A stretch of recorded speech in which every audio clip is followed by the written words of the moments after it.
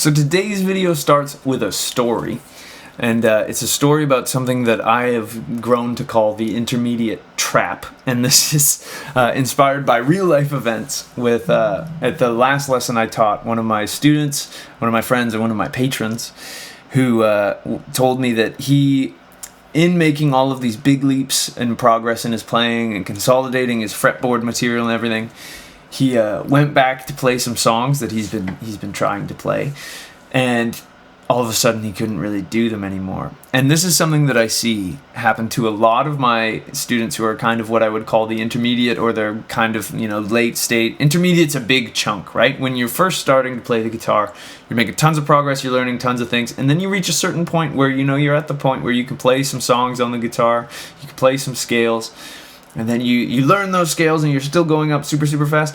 And then once you get decent at the guitar, the whole world is kind of open to you in terms of what you can do, and it gets a lot harder to make, linear progress, because progress isn't linear. I'm sure you guys have seen thousands of self-help YouTubers at this point out that getting better at something tends to go in a bit of a kind of wavy bit with a general upwards trend. But the particular thing that I call the intermediate trap is that once you get comfortable with some scales, some arpeggios, and you get into it, and you see meaningful practice with a metronome, it becomes addicting in that every time you pick up the guitar, you go, okay, I gotta warm up. And then maybe you decide you're gonna warm up with the C Lydian scale. That's what you're gonna do, and you're going through it. Then you start making a couple mistakes, and you go, oh, I really need to go back into that. And then you go, well, I just did C Lydian, maybe I should do the C major arpeggios. And you go through it. And then, before you know it, 20 minutes to half an hour has gone by, and you have a busy life, and you maybe have a partner, or you have kids, and you have to go do something. So, you go do something, you put the guitar down, because the guitar is not the most important thing in our lives. And then you come back to the guitar, maybe later in the day, and say you have another 20 minutes or 30 minutes, and you go, well, I'm just going to brush up on that C Lydian again. And you go at it, and maybe you feel like you made some improvement, and that's cool. And then this just kind of keeps happening. Change the scale, change the arpeggio or whatever. But once you start making meaningful progress and understanding and doing these technical things, there's the trap that you get addicted to doing technical things anytime that you have a guitar in your hand. And now, the thing that makes this troublesome is that we maybe neglect playing actual music and actual songs that we maybe want to play. And instead, we just go, oh, I'll get to that once I've mastered these drills. And I'm sorry to tell you that even as a professional musician, guitar teacher, I've toured nationally, I still can make mistakes when I'm playing a C Lydian scale. You will never be able to practice something to the point where it is 100% perfect and flawless every single time. It just doesn't happen. We're not perfect creatures here. And music, the goal is not for it to be perfect, right? So when we get trapped into only doing these scales and arpeggios, or only doing these drills that we think we should learn because everyone on YouTube says we need to do this 1-4-5 progression, da da da da da da da, and we forget that we actually started playing the guitar because we love music. And when you don't make time to actually play the guitar, your real musical skills can kind of wither away. Because, like, picture this: you're at a get together. Oops, sorry, hitting my desk here. But you're at a get together, and there's a guitar, and someone says, oh, you play the guitar here, like, play us a song. And you go, well, I don't really know any songs, but I can play you the B minor scale at 160 beats per minute. No one really cares, right? So I think it's really important to try, and while it is super important to try and play drills and do exercises to make improvement, I think we always want to kind of keep this in the view that we should also be practicing real music and real songs, the same way that we would practice our scales and arpeggios. Because when we learn songs, we learn things about playing in a rhythm section. Again, whether you're playing with real people or to a recording, you're learning to play in time, you're learning to do all of these important things, and you're learning how to actually kind of do things. Another kind of comparison would be, it's like if I was learning a language and I just memorized the entire dictionary, but I couldn't speak a fluent sentence to people because I haven't practiced actually using the knowledge that I have. I've just been kind of absorbing information and drilling myself on, what is every letter or every word in Italian that starts with the word A, whatever it may be, right? So actually using the stuff that you're working on is really, really important. And then the other kind of aspect to this trap that I find is that people, if you learn other songs, so I would argue that music is basically made up of harmony, melody, and within that you have chords, you have arpeggios, and you have scales. And if you actually go and learn something, and again, it could be 20 seconds from a song. You could learn a little melody line. You could learn a solo. You could learn the chords to something.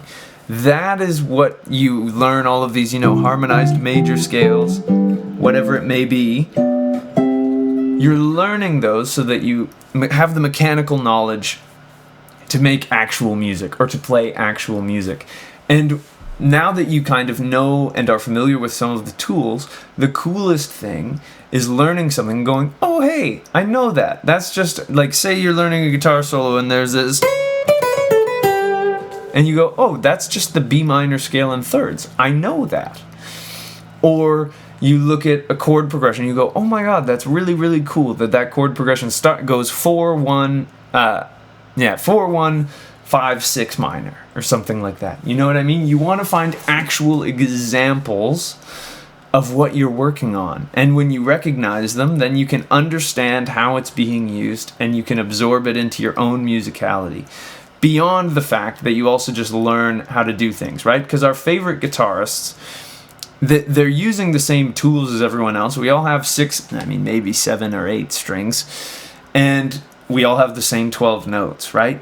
So when we listen to things and we figure them out, we can look at maybe how people are actually using these things to make music that we love and we care about, rather than just, playing scales fast. Because when you listen to an incredible guitar solo, there's going to be arpeggios, there's going to be little scale fragments, maybe there's sequences,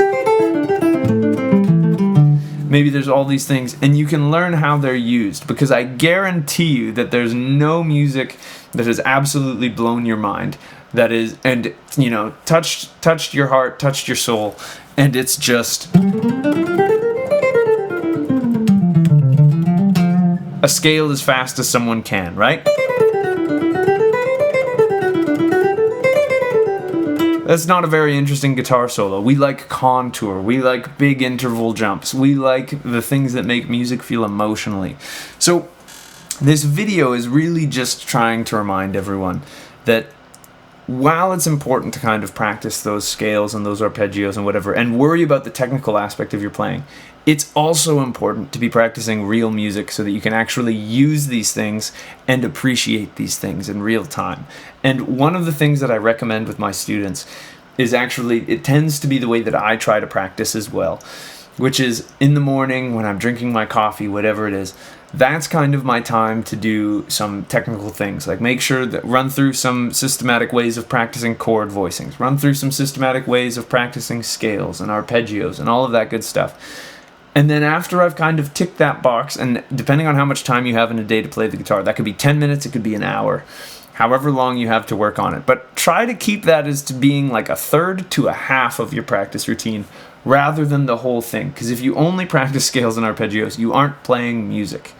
You're just kind of doing drills. So after you've run through your technical drill for the day, whatever it is, whatever you're working on, then try to just play actual music. Whether you're improvising with the scales and arpeggios that you made, whether you're transcribing a solo that you heard, or you're learning a new song, whatever it is, I think it's super, super crucial to keep the musicality aspect of our playing alive and well, because it's something that I often see gets neglected once people start, really making progress with the metronome and some, scales and arpeggios. And that's kind of why I call it the intermediate trap. So let me know in the comments if you've experienced this before. If you enjoyed the video, I'd really appreciate it if you could like and subscribe. It truly helps me out more than you could know. If you want to support me in the free educational content that I put out, you can subscribe to my Patreon link down in the description. It's a wonderful little community of guitar lovers, and I'd love to see you over there. You get early access to videos and some cool behind-the-scenes perks. If you want to take a guitar lesson with me, I have a link to get in touch with me down in the description as well. I've been working with a bunch of you from YouTube lately, and it's been so fun to connect with people all over the world. world. I also have an educational book and video course available for purchase down below if you're looking for some super specific, in-depth content from me. And last but not least, I've got new videos coming out every single week, so I hope I'll see you in the next one. And until I do, I'll wish you a wonderful day, and I hope you have some fun playing the guitar. Thanks.